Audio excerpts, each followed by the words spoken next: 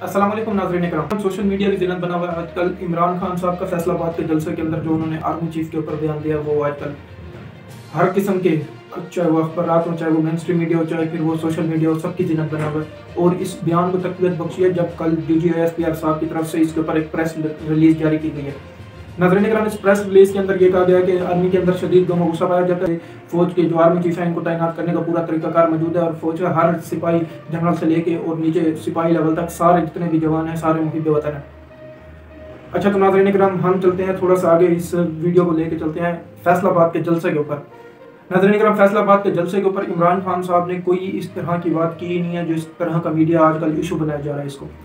ये इस किस्म का इशू था ही नहीं, इसको क्रिएट किया गया, सीरियस नोयत का मसला था ही नहीं। क्योंकि इमरान खान साहब,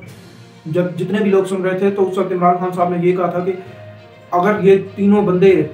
जनाब फजल रहमान साहब, शहबाज शरीफ साहब और आसिफ अली जरदारी साहब, जाहिर सी बात है नाज़रीन इकराम, इन्होंने अपनी करप्शन तो लाजमी बचानी है।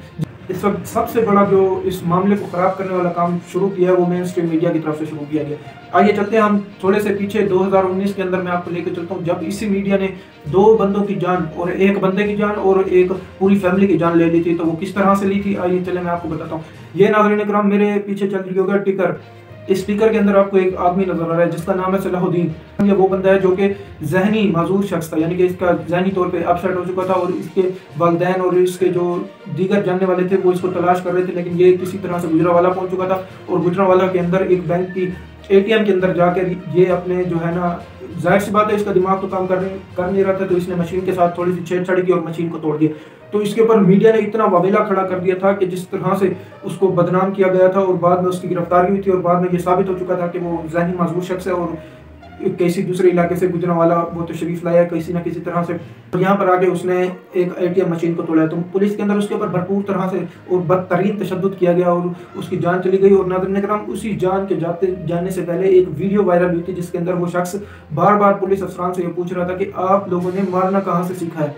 नाज़रीन इकराम, यही उसके आखिरी कलमात थे कि आप लोगों ने मारना कहाँ से सीखा है। इसी तरफ अब हम चलते हैं, थोड़ा सा इसको पॉइंट्स को आगे बढ़ाते हैं और हम मामला लेके चलते हैं। ये नाज़रीन इकराम खलील की फैमिली, ये तो आपको नाज़रीन इकराम, ये वाक़या नाज़रीन इकराम आपको कभी नहीं भूलना चाहिए। जब एक आदमी अपनी फैमिली के साथ और अपने दोस्त की गाड़ी के ऊपर साहिवाल से जा रहा था, अपने किसी फ्रेंड की शादी से होकर वापस घर आ रहा था, तो वहाँ नाज़रीन इकराम रोड के ऊपर, सड़क के ऊपर उसको बेमाना तरीके से फायरिंग करके और CTD की तरफ से नाज़रीन इकराम एक बदतरीन और खौफनाक मिसाल कायम की गई थी पाकिस्तान के अंदर। और इस किस्म के जारिहाना और इस किस्म का बदतरीन तशद्दुद, यानी कि उसकी फैमिली के सामने उनकी गाड़ी को पहले रोका गया था और फिर उसके ऊपर फायरिंग की गई थी। लेकिन मेन स्ट्रीम मीडिया ने इसके ऊपर भी एक गलत तरीन और फेक न्यूज़ चलाई थी और इस फेक न्यूज़ के जरिए पूरी कौम को बताया गया था कि वो दहशतगर्द तंजीम के साथ ताल्लुक रखते हैं और रोड के ऊपर जो है ना फायरिंग करके CTD ने 4 से 5 दहशतगर्द को हिला कर दिया। लेकिन नाज़रीन इकराम, बाद में जब ये वीडियो वायरल हुई थी कि किस तरह से उनकी गाड़ी को रोका गया था और खड़ी हुई गाड़ी को अंदर से बच्चों को निकाल के पूरी गाड़ी के ऊपर फायरिंग कर दी गई थी, लेकिन आज तक उस वाक़े की इन्वेस्टिगेशन रिपोर्ट सामने नहीं आई। फिर बाद में ही आपने देखोगे कि किस तरह से मीडिया ने अपनी कवरेज करने के लिए और अपने व्यूअर्स को इंगेज करने के लिए किस तरह से एक पहले नेगेटिव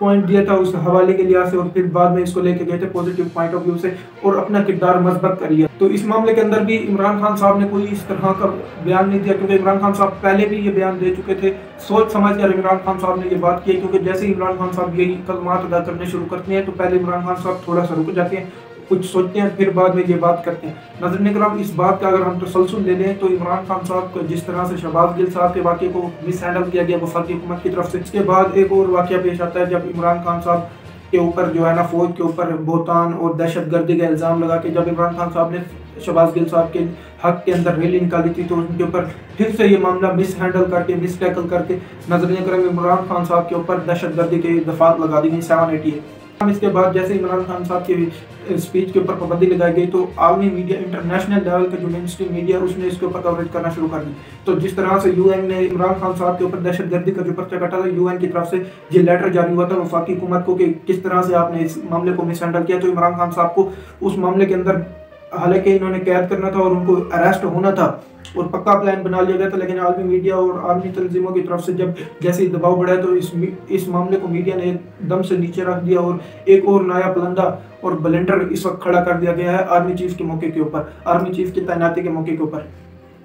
नाज़रीन करम, मीडिया जो इस वक्त ये साहब को दिखा रहा है कि इमरान खान साहब ने गलत किया है और फौज की तरफ से एक बयान भी जारी हो चुका है, तो यहाँ पे नाज़रीन करम आपको पीछे वाले बयान ये भी दिखाने लाजमी है मीडिया, ताकि बैलेंस करके चले, बैलेंस करे दोनों मामला को। लेकिन इस वक्त मीडिया जो है ना, इमरान खान साहब को, जितना भी मेन स्ट्रीम मीडिया है, जितने भी टीवी चैनल है, न्यूज़ चैनल है, वो सारे ही इमरान खान साहब के मुखालिफ होकर आके खड़े हो चुके हैं सब। तो क्या आसिफ अली जरदारी साहब ने ये नहीं कहा था, और किसको कहा था? कोई बता सकता है कि हम आपकी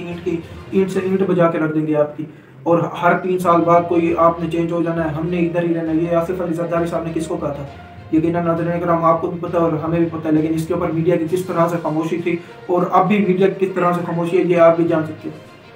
और दूसरी तरफ नाज़रीन करम, नवाज शरीफ साहब ने किसको नेशनल क्रिमिनल करार दिया था? किस किस्म के बहकानात लगाए गए थे आर्मी चीफ के ऊपर? ऑनरेबल आर्मी चीफ जनाब कमर जावेद बाजवा साहब के जलसों के अंदर नाम तक लिए गए थे आर्मी चीफ और दूसरे DGI के नाम। और इसके बाद नाज़रीन करम, जरदारी साहब का वो तो आपको सबसे बड़ा बयान याद होगा, जिसके ऊपर उन्होंने फौज के कोर कमांडर के ऊपर की बात की थी कि हम जो है ना, जब उनसे सवाल पूछा था कि फैज़ हमीद साहब के मतलब सवाल पूछा गया था, सहाफ़ी ने पूछा था, तो आसिफ अली जरदारी साहब का ये उसके ऊपर जवाब आया था कि फैज़ हमीद साहब को तो हमने खोडे लाइन लगा दी। तो नाज़रीन करम, इसके ऊपर भी बहुत तशवीश पाई जाती है और इसके ऊपर भी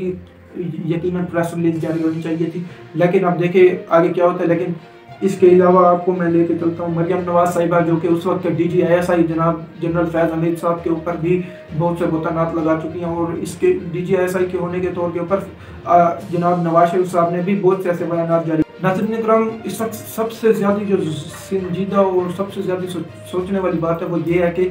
इमरान खान साहब ने क्या वाकई ये सोच समझ के बयान दिए? नाज़रीन करम, इस वक्त जैसे आपको लग रहा है कि इमरान खान जो है ना एक साइड पे हो गया, एस्टेब्लिशमेंट और मुस्लिम के दरमियान दिली जो उनकी गहराइयों से प्यार मोहब्बत वो बढ़ती जा रही थी। तो इमरान खान साहब ने जानबूझकर नाज़रीन करम जानबूझकर इमरान खान साहब ने ये बयान दिया, और ताकि मीडिया अगर ये वाला मौजू चला रहा है इमरान खान साहब वाला, तो इसको ये भी मौजू मिलने लगेगा कि किस तरह से मरियम नवाज साहिबा और नवाज शरीफ साहब और आसिफ अली जरदारी और मौलाना फजल रहमान किस किस्म के बयानात लगाते हैं पिछले अपने ये जो दिफाई इदारे हैं इनके ऊपर। नाज़रीन करम, इस वक्त इमरान खान साहब ने एक तो ये बात करके PDM की क़यादत के ऊपर सवालिया निशान खड़ा कर दिया। अगर तो वो आर्मी चीफ साहब को आगे टेन्योर भी करवाते हैं, 1 साल के लिए एक्सटेंशन भी देते हैं, तो उसके ऊपर भी सवालिया निशान होगा, और अगर तो वो नया आर्मी चीफ लगाते हैं तो उसके ऊपर भी सवालिया निशान खड़ा कर दिया। तो अभी सबका हल ये गया है कि इमरान खान साहब ने एक बहुत बड़ी सियासी चाल खेली है। इस सब का अब हल ये एंड पे रह जाता है कि हुकूमत को अब ना चाहते हुए भी इलेक्शन की तरफ जाना पड़ेगा, और जिस पार्टी के पास मेजोरिटी आएगी वही आकर नया आर्मी चीफ मुंतखब करेगा। नाज़रीन करम, इमरान खान साहब को ज़रूरत क्या पड़ी थी ये बयान देने के लिए? नाज़रीन करम, जिस तरह से सैलाब की सूरत हाल बन चुकी है इस वक्त पाकिस्तान के अंदर, और main stream media Imran Khan साहब को इतनी कवरेज नहीं दे रहा जितनी सैलाब की सूरत हाल के ऊपर कवरेज कर रहा है। तो इमरान खान साहब ने कहा जिस तरह से वफाकी हुकूमत और मईशत को एक बेड़ा गर्क करके रख दिया गया और दूसरी तरफ सैलाब की सूरत हाल है, तो इसके अंदर एक एहतजाजी तहरीक को बूस्ट मिलना चाहिए और इसके तहत ही वफाकी हुकूमत को गिराया जा सकता है। इस वक्त वफाकी हुकूमत अपनी कमज़ोर तरीन सतह के ऊपर खड़ी हुई है, और इमरान खान साहब यकीनन अगर एक एहतजाजी कॉल दे देते हैं तो इस वक्त पाकिस्तान के हर ज़िले, हर तहसील, हर गांव से लोग निकलने के लिए तैयार हैं। इमरान खान साहब की कॉल के ऊपर लब्बैक कहने के लिए तैयार खड़े हुए हैं। नाज़रीन करम, PTI की जो पार्टी है पाकिस्तान तहरीक इंसाफ इस मौजू के ऊपर बढ़ चुकी है। जी नाज़रीन करम, अब तक आपने देखा होगा सिर्फ शीरी मिजारी, फवाद चौधरी और असद उमर खुलकर सामने आई इस बात के ऊपर कि इमरान खान साहब ने तो फौज के ऊपर बात नहीं की, वो तो बात ही सिर्फ PMLN और पीपल्स पार्टी की सीनियर क़यादत पे कर रहे थे, ना कि आर्मी चीफ के ओहदे के ऊपर कोई उन्होंने बात किया, और ना ही इमरान खान साहब ने अपनी तकरीर के अंदर गैर मुहिब वतन किसी फौजी का नाम लिया। यानी कि कोई एक लफ्ज़ भी नहीं कहा गया गैर मुहिब वतन, सिर्फ यही कहा गया कि मुहिब वतन आर्मी चीफ को लाना चाहिए। तो इस वक्त नाज़रीन करम, यकीनन आप सबको पता है कि मुहिब वतन पाक फौज का हर जवान आर्मी चीफ से लेकर नीचे तक जितने भी इनके रैंक्स होते हैं सारे मुहिब वतन हैं, तभी तो जाके पाकिस्तान इस दहशतगर्दी की लानत से पाक हुआ है। तो नाज़रीन करम, फवाद चौधरी साहब ने भी ये बयान जारी किया, शीरी मिजारी और जितनी बाकी सीनियर लीडरशिप है, जिसके अंदर शाह महमूद कुरैशी साहब हैं, जिसके अंदर जनाब इमरान इस्माइल साहब हैं, जिसके अंदर परवेज़ खटक साहब हैं, जिसके अंदर शाह फरमान साहब हैं, और जितने भी नाज़रीन करम पंजाब के अंदर भी सीनियर लीडरशिप जितनी भी है वो भी सारी इस वक्त बन चुकी है और इमरान खान साहब के बयान से पीछे हट के नज़र आ रही है। तो इस सारे सिनेरियो में परवेज़ इलाही साहब कहाँ पे खड़े हुए? परवेज़ इलाही साहब के ऊपर एक बहुत बड़ी मुश्किल आन पड़ी है कि अब क्या, जब शहबाज गिल साहब वाला वाक़या होता तो परवेज़ इलाही साहब ने उसकी मजम्मत की थी, अब जब इमरान खान साहब वाला वाक़या हुआ तो क्या परवेज़ इलाही साहब इसकी मजम्मत करेंगे? और मुझे नहीं लगता कि परवेज़ इलाही साहब इसकी मजम्मत करेंगे, क्योंकि ये इस तरह का कोई वाक़या पेश ही नहीं आया जिस तरह का मेन स्ट्रीम मीडिया आपको कवरेज करके दिखा रहा है। नाज़रीन इकराम, मेन स्ट्रीम मीडिया ना तो अपने व्यूवर्स के लिए कुछ करता है, सिर्फ और सिर्फ जो वफाकी हुकूमत की तरफ से उसको डायरेक्शन आती है वही उसी को फॉलो करता है, क्योंकि वफाक की तरफ से ही उनको एड्स जारी किए जाते हैं और एड्स से जितना पैसा जिस चैनल को जो ज़्यादा वफादारी दिखाएगा उसी को उतना ज़्यादा पैसा मिलेगा। तो ये सारे जितने मेन स्ट्रीम मीडिया हैं ये सारे के सारे अपना बिजनेस बढ़ाने के ऊपर लगे हुए हैं। एंड पे नाज़रीन इकराम, मैं आपको ये कहूँगा कि पाकिस्तान का कोई भी जितने भी लीडर रह चुके हैं पाकिस्तान के अंदर या जितने भी आने वाले लीडर हैं उनके अंदर कोई भी इस तरह का लीडर नहीं होगा कि चाहे वो नवाज शरीफ साहब ही क्यों नहीं है, चाहे वो जरदारी साहब ही क्यों नहीं है, क्योंकि इनको भी सिक्योरिटी देने वाले हमारे इदारे हैं। जब इनके ऊपर मुश्किल वक्त आन पड़ता था तो हमारे इदारे ही इनको अब भी सिक्योरिटी दे रहे हैं। नाज़रीन इकराम, तो आपने हमेशा अपनी पाक फौज के साथ खड़ा रहना चाहिए और यकीनन आप इमरान खान साहब को भी चाहिए था कि वो इस अपनी तहरीक को थोड़ा सा इस अपने जो मामला थे उनको साइड पर रखते, लेकिन इमरान खान साहब ने सरगोदा के अंदर जैसे ऐलान कर दिया था कि अगर मुझे दीवार के साथ लगाया गया तो मैं 4 लोगों के नाम ले लूँगा। तो आप देखिए आगे किस किस बंदे का नाम आता है, लेकिन मुल्क इस वक्त शदीद किस्म की सियासी लड़ाई के अंदर पिचक के रह गया और मुल्क का नाज़रीन किराम आपको कल भी खबर मिली होगी कि डॉलर IMF का प्रोग्राम करने के बावजूद भी डॉलर 6 रुपये बढ़ गया। नाज़रीन किराम, आप देखें आप क्या सूरत हाल है, मईशत दिन ब दिन ख़राब होती जा रही है, पाकिस्तान के माली हालात जो दिन ब दिन ख़राब होते जा रहे हैं और वफाकी हुकूमत को चाहिए कि फिर इलेक्शन करवाए, क्योंकि IMF ने भी ये कहा है कि मजबूत हुकूमत जो भी आएगी वो पाकिस्तान को आगे लेके जा सकती है, ना कि ये मखलूत हुकूमत जो कि 13 से 14 पार्टीज़ के ऊपर मुहित है।